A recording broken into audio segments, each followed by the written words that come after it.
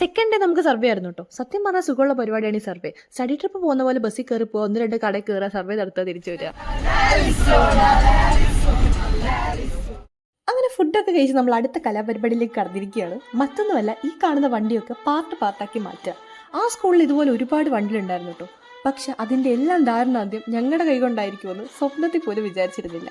7 ദിവസത്തെ NSS ക്യാമ്പിൽ ഞാൻ ഏറ്റവും ആത്മാർത്ഥതയോടെ ചെയ്ത പണി ഇതായിരുന്നു. ഒരു സാധനം നശിപ്പിക്കുമ്പോൾ കിട്ടുന്നൊരു സന്തോഷം, ആഹാ അന്തസ്. ഓരോ നിമിഷവും എന്നിലുള്ള സൈക്കോ ഇങ്ങനെ ഉണർന്നുകൊണ്ടേ ഇരിക്കുകയായിരുന്നു.